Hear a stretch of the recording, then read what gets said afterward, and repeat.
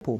ka dhe raste të tilla ku thjesht një grua nuk punësohet se vetëm është grua. Në 90% të rasteve nëse është përdor një gjuhë diskriminuese ose e urrëties është përdor ndaj një gruaje. Fillimisht ta ceki që Agjencia për Barazi Gjinore është themeluar me ligjin për barazi gjinore, i cili ligji i parë është aprovuar në vitin 2005 dhe është amandamentuar në vitin 2015 që tregon që Republika e Kosovës tani më ka një historik do të thotë të kornizës ligjore për barazi gjinore. Mbi gjitha kushtetuta e Republikës së Kosovës është një prej kushtetutave më të avancuara e cila jep hapësirë në gjitha konventave ndërkombëtare për të drejtat e grave dhe mbrojtjen nga diskriminimi të zbatohen në mënyrë të drejtë për drejtë. Tani sa i përket monitorimit të programit të Kosovës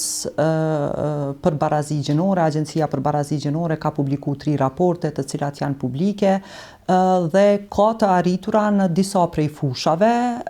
do të thotë mirë po ka nevojë ende shumë për përmirësime. Në bazë të dhënave ose baseline-it që është vendosur në fillim kur e kemi hartuar programin e Kosovës në vitin 2019 i cili u miratu në vitin 2020, ka një ngritje të lehtë të pjesëmarrjes së grave në tregun e punës, e cila shkon dikon do të thotë rreth 24%, e cila nuk është statistikë as pak e kënaqshme, mirë po tregon një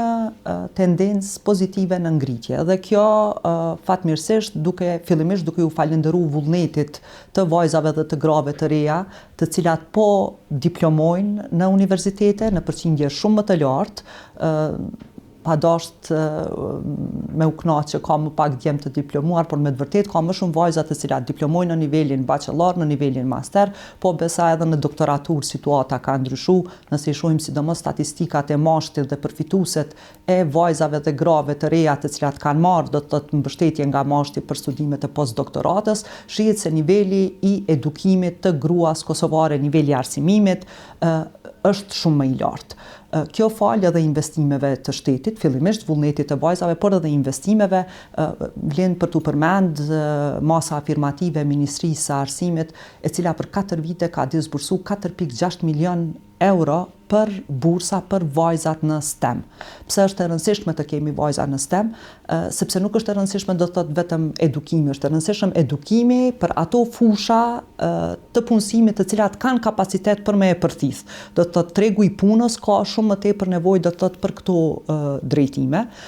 Prandaj edhe niveli i regjistrimit në STEM është dukshëm më i lartë nga gratë dhe vajzat kosovare dhe kjo është një prej të arriturave e cila vlen të vlerësohet. Gjatë fazës së monitorimit të programit të Kosovës për barazi gjinore, kemi pa se edhe përqindja e regjistrimit të pronës së përbashkët në emër të 2 bashkëshortëve ka lëviz pozitivisht. Kur e kemi filluar masën afirmative në vitin 2016, kemi pas vetëm 105 çifte në krejt Kosovën, tani kemi mbi 30.000 çifte në krejt Kosovën që kanë përfituar prej asaj mase afirmative dhe e kanë regjistruar pronën në emër të 2 bashkëshortëve. Ju mund të thuani pse është kaq e rëndësishme të regjistrohet prona, sepse të pasurit pronë është kushti i parë për pavarësi ekonomike në kuptimin nëse ke nevojë për një kolateral për të iniciuar një biznes, sepse jo domosdoshmërisht të gjitha gratë dhe vajzat e shohin veten në institucione ose në administratë ose si të punësuara, e shohin veten edhe si punëdhënëse. Dhe në mungesë të pronës është e pamundur. Këtu vlen të e kemi vrejt do të thotë gjatë vlerësimit të programit Kosovës për barazi gjinore, që fondi për garanci kreditore përmes garantimit të kolateralit të kredisë së grave dhe vajzave me të vërtet ka sjell ndryshimin dhe au ka lehtësuar shumë vajzave dhe grave që të iniciojnë biznese, të kenë pavarësi ekonomike,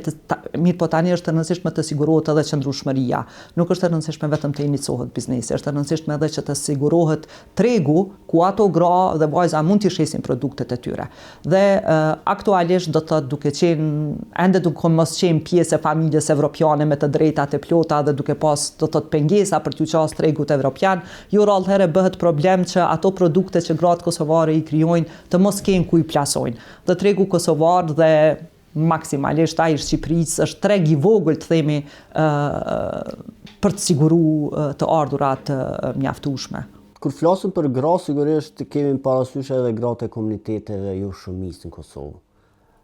Sa i përket këtij grupi, çush pozicionohen ato në shoqërinë tonë? Realisht, çështja më shqetësuese është me vajzat dhe gratë e komunitetit Roma Shkali dhe Egjiptas, të cilat fatkeqësisht ende janë larg punësimit, do thotë kemi një numër shumë minimal nëse shohim vetëm administratën publike, në tërësi janë diku vetëm 140 persona të komunitetit Roma Shkali dhe Egjiptas të cilët janë të punësuar. Në anën tjetër edhe përkundër një përfshirje shumë të madhe tani vitet e fundit, do të thotë unë po flas për afatin kohor sa është monitoru programi Kosovës për barazi gjinore dhe strategjia për komunitetin Roma Shkali dhe Egjiptas, 86% të fëmijëve të komunitetit Roma Shkali dhe Egjiptas janë përfshirë në edukim. Mirë po, ende braktisja e shkollimit është një problem, edhe pse Ministria e Arsimit ka kriju ekipe mobile të cilat faktikisht shkojnë dhe inkurajojnë mos largimin nga shkolla, mirë po edhe cilësia të nxënit është ende më e ulët. 1 në 5 fëmijë të komunitetit Roma Shkali dhe Egjiptas ende ka problem me lexim, ndërsa 1 në 10 fëmijë ende ka probleme do thot me numrim. Po ashtu shkalla e vjushmërisë në shkollat e mesme të ulta është në nivel prej 60%, ndërsa vjushmëria në shkollat e mesme të larta është në nivel prej 30%. Problemi më i madh është se 46% të fëmijëve rom nuk e përdorin gjuhën e njëjtë të komunikimit me atë që e përdorin në shtëpi dhe ajo çka ligjërohet në shkolla. Në anën tjetër në nivel të Kosovës janë vetëm 3 komuna, është komuna e Prizrenit, e Podujevës dhe Novobërdës, që ofron do të thotë mësim shtesë për gjuhën rome dhe që thjesht do t'ja u lehtësonte fëmijëve rom nxënjen. Dhe kur po them fëmijëve, këtu po them pa dallim vajzave dhe djemve. Në anën tjetër, përfshirja e fëmijëve Roma Shkali dhe Egjiptas në edukimin e hershëm, do të thotë në qirë dhe në kopshte, është gati se inekzistent. E pata nevojë të artikuloj këtë sepse nëse nuk fillohet me një edukim më cilësor, gratë dhe vajzat do të mbesin ende larg punësimit. Jo çdo herë do të thotë për çështje të diskriminimit, po në disa raste edhe për shkak të mungesës do thotë të përgatitjes shkollore. Mirë po kjo nuk na pamundson që të ndërmarrim masa afirmative, i përmenda 3 komunat posaçërisht, do të thotë dhe masat e tilla afirmative mund të mirën nga të gjitha komunat e Republikës së Kosovës. Është shumë e rëndësishme se Ministria e Arsimit tani më ka një praktikë të rregullt të ndarjes së bursave për djemt dhe vajzat e komunitetit rom. Dhe për shembull në vitin 2022 498 fëmijë kanë marrë bursa, ndërsa në vitin 2023 467 fëmijë kanë marrë bursa. Vetëm në vitin 2024 Ministria e Arsimit ka disbursuar do të thotë 5729 familje për tekstet shkollore, do të thotë që janë ble për fëmijët Roma Shkali dhe Egjiptas. Mbi të gjitha është shumë e rëndësishme skema e bursave, të cilën e jep Ministria e Arsimit për studentë të nivelit bachelor, dhe vetëm për periudhën kohore 2022-2025 janë 170 student të komunitetit Roma Shkali dhe Egjiptas që kanë përfituar bursa do të thotë nga Ministria e Arsimit. Tani është shumë e rëndësishme që këto bursa që ofrohen nga Ministria e Arsimit të përcillen edhe me programe të mentorimit, sepse ka shumë nevojë të eliminohet diskriminimi, të eliminohet antigjipsizmi, dhe ka organizata jo qeveritare, të cilat financohen si nga qeveria, po ashtu edhe nga partnerët tonë ndërkombëtar që pikërisht të kenë mentorim për këta studentë të cilët i përfundojnë do të thotë arsimet në nivel bachelor dhe ndoshta ati riorientojnë në tregun e punës. Do të thotë hapësirë ka shumë nevojë për masa afirmative, mirë po ne si institucione problemin më të madhin që e kemi fillimisht është që të mbledhim të dhëna të rregullta administrative në nivel vendi dhe ato t'i bëjmë publike, sepse atëherë do ta kemi shumë më të lehtë, do të thotë që t'i orientojmë në fushat në të cilat me të vërtetë tregu i punës mund të ofrojë të themi vendet të punësimit. Për shembull, ka pas iniciativa edhe për ndërmjetësim në punësim. Vetëm po flas çdo herë për komunitetin Roma Shkali dhe Egjiptas, edhe pse këto të dhëna nuk i kam të ndara në bazë të seksit, mirë po për vitin 2022-2024 ka ndodhur 258 ndërmjetësime të punësimit dhe do të thotë ka pas 258 përfitues. Tani sa kanë qenë gra dhe vajza, këto me të vërtetë nuk e kam të dhënën, nuk besoj që kanë qenë shumica, mirë po është shumë e rëndësishme do të thotë që ka iniciativa në baza të rregullta vjetore. Në anën tjetër, një prej problemeve shqetësuese martuese, i cili është problem në rënje, mirë po është ende prezent, është martesat e hershme të vajzave të komunitetit Roma Shkali dhe Egjiptas. Qeveria në vitin 2024 ka themelu dhe një grup punues pikërisht për parandalimin e martesave të hershme, sepse përveç se e afekton jetën e themi nanës së re, edhe cilësia jetës së saj, po edhe cilësia jetës së fëmijës nuk është ajo çka ne synojmë. Nëse shohim statistikat tek vdekshmëria e fëmijëve Roma Shkali dhe Egjiptas, në çdo 1.000 lindje kemi 27 fëmijë të vdekur. Në çdo 1.000 lindje janë 21 fëmijë të vdekur, do të thotë çdo herë nga komuniteti Roma Shkali dhe Egjiptas që vdesin në muajt e parë të jetës. Prandaj, duke filluar nga kjo, qeveria e Kosovës nëpërmes të skemave të ndryshme ka tentuti adresoj, për shembull në vitin 2022, Ministria e Shëndetësisë ka vakcinuar nëpërmes fushatave derë më derë 14.664 fëmijë. Në anën tjetër, nga skemat e mirëqenies sociale, për vitin 2022, kemi 113 fëmijë të mbështetur me nga 100 euro nga skema e familjeve me aftësi të kufizuara. Në vitin 2023 janë 122 fëmijë, ndërsa në vitin 2024 janë 130 fëmijë të mbështetur, do të thotë nga skema e fëmijëve me aftësi të kufizuara. Këtu vlera ka qenë pak më e lartë në nivel prej 130 eurove. Në anën tjetër ka pas edhe fushata për edukim shëndetësor për gratë e komunitetit Rom dhe Ashkali. Në vitin 2022-2024 nëpërmes mamografisë mobile janë vizituar 156 gra, që me siguri nuk është numër i mjaftueshëm, mirë po tregon një vullnet dhe një gatishmëri që nga sferat të ndryshme ti inkurajojmë gratë dhe vajzat e komunitetit Roma Shkali dhe Egjiptas të përfitojnë, do të thotë, nga ajo që e garanton korniza ligjore. Mirë po kjo ende është larg asaj që ne kemi si prioritete në dokumentet tona strategjike, që me të vërtetë kemi inkurajim dhe përfshirje më të madhe të grave dhe vajzave Roma, Shkali dhe Egjiptase, si në tregun e punës, po ashtu edhe në vendimarrje dhe në përgjithësi në jetën sociale, ekonomike dhe kulturore. Zonja Gusia, cilat janë format më të shpeshta nga puna juaj e përditshme që i vëreni tek gratë që diskriminohen? Në çfarë forma ato përballen më shumë me diskriminimin? Agjencia për Barazi Gjinore ka një bashkëpunim të rregullt me organizatat e shoqërisë civile. Do të thotë nuk besoj që ekziston një iniciativë agjencisë ku ne nuk i kemi involvu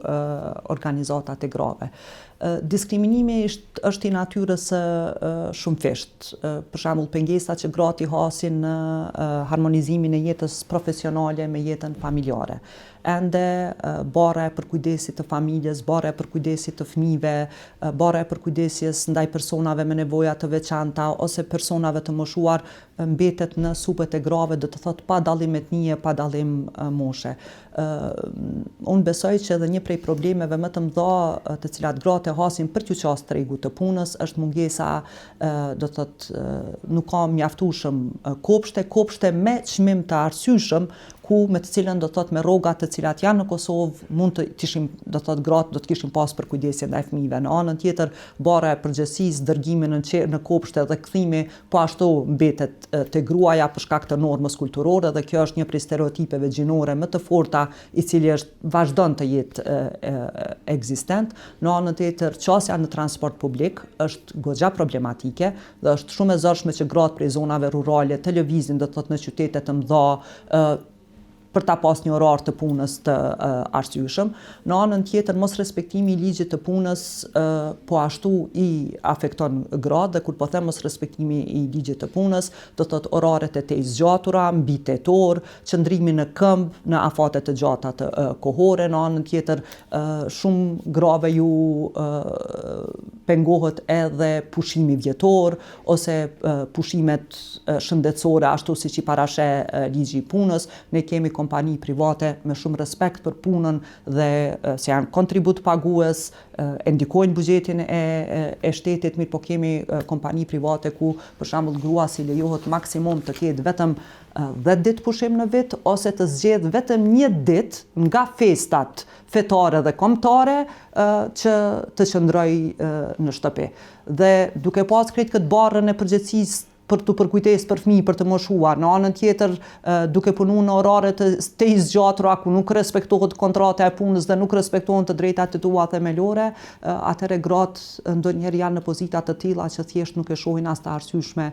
të dalin prej shtëpisë. Kalkulojeni çmimin e transportit, nëse shkon me transport privat, çmimin e kopshteve, barrën e përgjegjësive që e ke në familje, orarin që mund ta kesh do të thotë në vendin e punës i cili nuk respektohet dhe atëherë gratë thjesht ndodhen ndonjëherë në situata të tilla që thonë që ndoshta edhe nuk e vlen të punosh sepse familja nuk i mbështet, burrat nuk i mbështesin. Pra stereotipet gjinore ende vazhdojnë të jenë shumë të rrënjosura. Normalisht kemi çdo herë raste pozitive, mirë po ta kemi parasysh që Kosova edhe duke qenë shumë e vogël gjeografikisht, ka dallime të jashtëzakonshme në mentalitet, në mundësi, por edhe në zhvillim ekonomik. Do thotë me problemet të cilat përballet një grua në Prishtinë nuk janë të njëjtat problemet me të cilat përballet një grua në Mitrovicën e Veriut, në Mitrovicë ose në Dragash ose në Prizren, edhe pse shumë e vogël gjeografikisht. A mundet me mos me u mundësu punësimi një grua e veç pse është gru, pra a ka ndodhur ndonjëherë ose a ndodh edhe sot që nuk mundet me pas një vend pune vetëm pse është grua. A ka deri në këtë pikë, po e thjeshtësoj deri në këtë pikë diskriminim? Nga të dhënat të cilat i kemi kryesisht nga shoqëria civile, po. Ka dhe raste të tilla ku thjesht një grua nuk punësohet se vetëm është grua për arsye se mendohet nëse është e moshës që mund të ketë fëmijë, kjo mund të shkojë në pushim të lehonisë, pushimi i lehonisë mund të zgjatë, nuk është vetëm problemi pushimit të lehonisë, me automatizëm lidhet çerdhja, do thotë po, ka raste kur thjesht nuk thash në fillim, nuk respektohet ligji i punës, në anën tjetër inspektorati i punës nuk ka arrit ende të zhvillojë gjitha kapacitetet e veta dhe të funksionojë me kapacitete të plota që t'i monitoroj dhe ka raste ku një grua nuk zgjidhet në vendin e punës vetëm se është grua. Si e shihni zonja Gusia komunikimin publik në raport me gruan? Komentet, gjuhën që përdoret ndaj gruas? Do thotë kam mjaftu, prapë po i them me i pa analizat të cilat janë bërë në zgjedhjet e fundit dhe është pa se pa dallim partije politike, të gjitha ato gra të cilat kanë garu do thotë në garë politike, si në nivelin qendror apo ashtu edhe në nivelin lokal, në 90% të rasteve nëse është përdorur një gjuhë diskriminuese ose e urrëties është përdorur ndaj një gruaje. Do thotë që e tregon një kulturë mizogjiniste e cila do thotë synon që ta friksoj, ta kthej mbrapa një grua e cila mendon se mund të ketë ose don të ketë karrierë politike. Fatkeqësisht këto të dhëna nuk janë vetëm në Kosovë, janë edhe trende globale, sepse sa më shpejt komunikimi nëpërmes këtyre platformave të reja sociale, aq më shpejt do të thotë është përshkallëzuar dhe është ofruar mundësia për me shpërnda gjuhën e urrëties. Prandaj besoj që ka nevojë dhe hapësirë shumë më tepër të punohet, do të thotë në ngritjen e kapaciteteve posaçërisht, në sensibilizimin e vet atyre që e përçojnë mesazhin, mediave fillimisht, gazetarëve, po në anën tjetër do të ketë edhe mundësi të shihet mundësia e penalizimeve, do të thotë edhe kur përdoren platformat private për ta ngjall gjuhën ose për ta nxit gjuhën e urrëties ndaj grave dhe vajzave. Jeni që një kohë gjatë edhe në krye të institucionit, a shihni a ka lajme të mira për gratë? Nëse i shohim do të thotë pjesëmarrjen e grave, sidomos 4 vitet e fundit në menaxhimin e udhëheqjes në Universitetit të Prishtinës, edhe pse nuk kemi pas ende një rektore grua, po kemi dekane, prodekane, pjesëmarrja e grave në nivelin e lartë do të thotë edukimit si profesoresha është më e larta ndonjëherë. Nëse shohim pjesëmarrjen e grave në bordet e ndërmarrjeve publike, për herë të parë kemi 40% gra në bordet e ndërmarrjeve publike. Nëse i shohim çmimet të cilat na i sollën xhudiste tona, sportiste tona, do të thotë ato janë arritje të cilat ndoshta ka shtete që nuk i kanë arrit me qindra vjet, dhe të kesh do të thotë medalje olimpike është shumë e vërtetë që ajo është fillimisht pasioni, vullneti dhe energjia e vetë sportistës, mirë po tregon që ky vend, gratë e këtij vendi, ka një kapacitet të jashtëzakonshëm, një potencial njerëzor i cili ende nuk po arrin, do të thotë me u shpërfaq në plotninë e tij, sepse nëse i krijohen kushtet, atën me të vërtetë i arrin rezultatet, ose shpërblimet që na i kanë sjell gratë në kinematografi, kanë qenë të jashtëzakonshme, që janë ndoshta edhe një vazhdimsi e krejt atyre grave krijuese të cilat shpesh herë nuk kanë ardhur në shprehje, pikërisht për arsye të asaj mizogjinisë dhe gjuhës së urrëties e cila në të kaluarën ndoshta ka mungu edhe njohuria për ta artikuluar se është gjuhë e urrëties dhe mizogjini, ndërsa tani me themelimin e institucioneve, ngritjen e kapaciteteve, besa edhe edukimin, janë 17 lanë në Universitetin e Prishtinës që në mënyrë të drejtë për drejtë ose të rthorazi flasin për barazinë gjinore, tregon që situata ka një përmirësim. Nuk është ajo çka ne synojmë, nuk është ajo çka na ofron mundësi korniza jonë ligjore, ofron shumë më tepër mundësi, mirë po si një person i cili ka kaluar mbi 10 vjet në Agjencinë për Barazi Gjinore dhe me të vërtetë kam qenë e përfshirë në shumë procese, gratë kosovare e kanë bërë ndryshimin, do të thotë në këtë demokraci të re dhe po e bëjnë për çdo ditë me punën dhe angazhimin e vet. Në fund krejt dhe Gusia, cili kish me qenë mesazhe për ato gratë, ndoshta që janë përballë ose përballën me diskriminimin, me gjuhën e urrëties, me gjitha këto të lashet që na i folëm. Inkurajimi im do të ishte që çdo herë duhet t'i kërkojnë të drejtat e tyre. Të mos dekurajohen, ka platforma, ka mundësi, zyra për qeverisje të mirë ka një platformë online, pikërisht ku mund të lajmërohen rastet e diskriminimit. Është e vërtetë që prej 54 rasteve të lajmëruara, 18 prej tyre janë zgjidhur në tërësi, një pjesë e tyre nuk kanë arritur të zgjidhen. Institucioni i Avokatit të Popullit po ashtu i trajton rastet e diskriminimit, po ashtu kemi organizata jo qeveritare, organizata të grave të cilat janë shumë aktive për vetëdijsim, për sensibilizim. Prandaj çdo e drejtë e cila ju takon duhet të kërkohet deri në derën e fundit, sepse të drejtat nuk na i fal askush, ato na i ofron korniza ligjore, mbi gjitha na i ofron krejt ajo sakrificë e këtij kombi, i cili ka luftu për të pasur një vend ku çdo grua dhe çdo burr duhet dhe mund t'i realizoj aspiratat e veta, të zhvilloj potencialin e vet intelektual dhe të ketë të drejtën për mirëqenie.